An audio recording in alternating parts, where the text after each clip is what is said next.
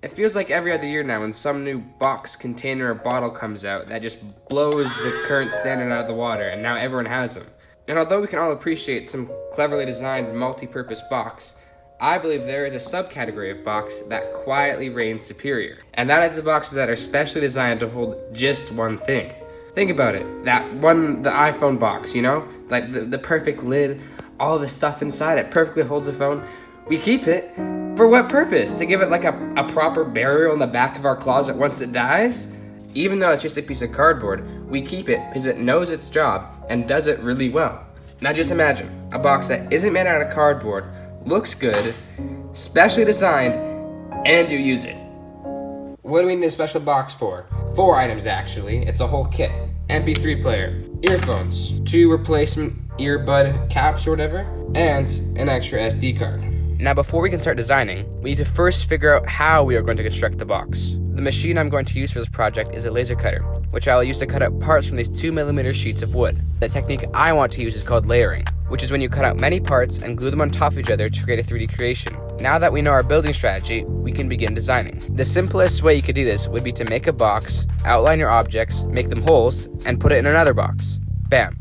Everything in its place, all sealed away.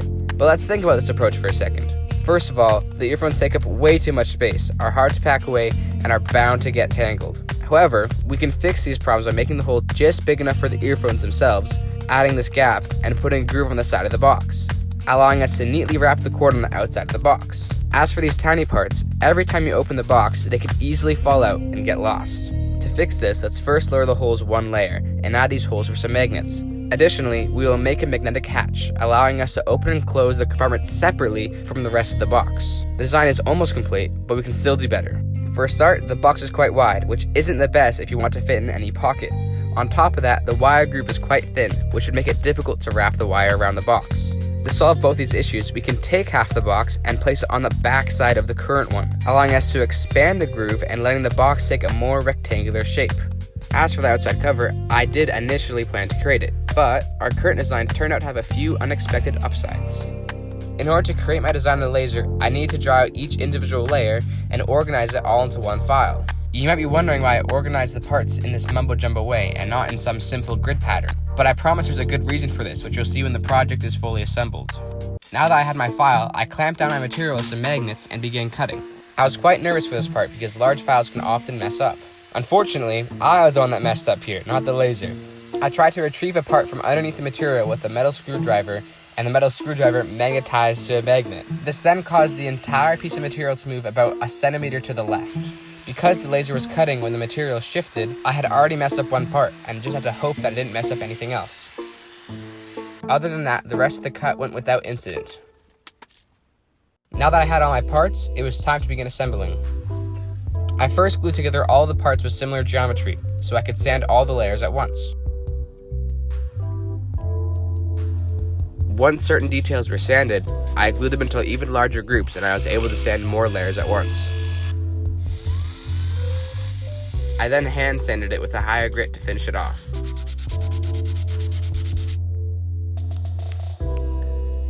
I tested the earphone storage when the box was half assembled and realized that the earphones were able to stay in on their own. This meant that 3/4 of the items in the box already didn't need an outer box to stay put, and ended up redesigning the box to allow a rubber band to be looped through the middle of it in order to hold the MP3 player in place. After lots of sanding and many glue boogers, I was finally able to glue together the last 2 pieces, giving us our first look at the whole thing. After some final sanding, the project was ready for staining and finishing.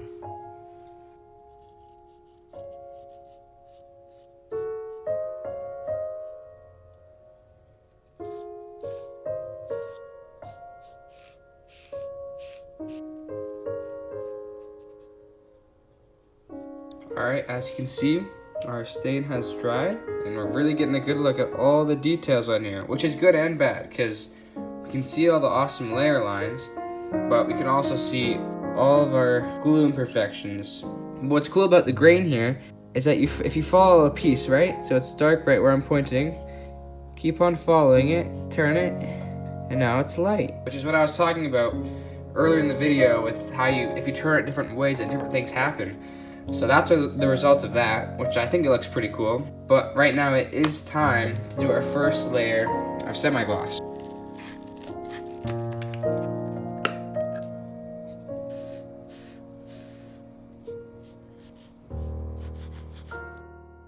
All that's left to do is put our rubber band in this hole and loop it around this side, and put our magnets in here, which I think I'll do right away.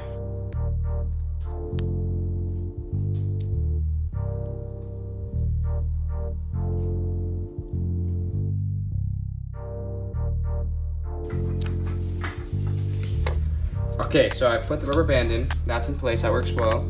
I put the magnets into this part, but there is one issue. The SD card slot is somehow too small. I don't know how I did this, but it's too small. So I'm gonna see if I can do some surgery. Okay, so I've got my X-Acto blade. I'm just gonna see if I can basically cut a little bit of this away.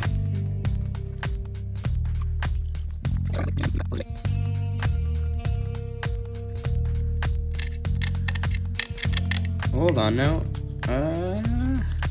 Oh, it fits. Okay, yeah, it fits. All right, SD card in place. Replacement earbuds. Test the door. Oh yeah, there we go. That fits on there nicely. The MP3 player fits in there. Doesn't fall out. And the most important feature, the earphones. So I'll just put those in that there. And put that in there. There we go. Nothing falling out. Our earphones are tucked away. This hatch works well. MP3 player is easy to remove and take out, but it won't fall out in your pocket. I'm very satisfied with this so far. Let's see if it fits my pocket. Yeah, just slides right in there. That's perfect. I mean, what else can you ask for? If you guys like the build, show some support. If you didn't like it, leave a comment, I guess. Tell me.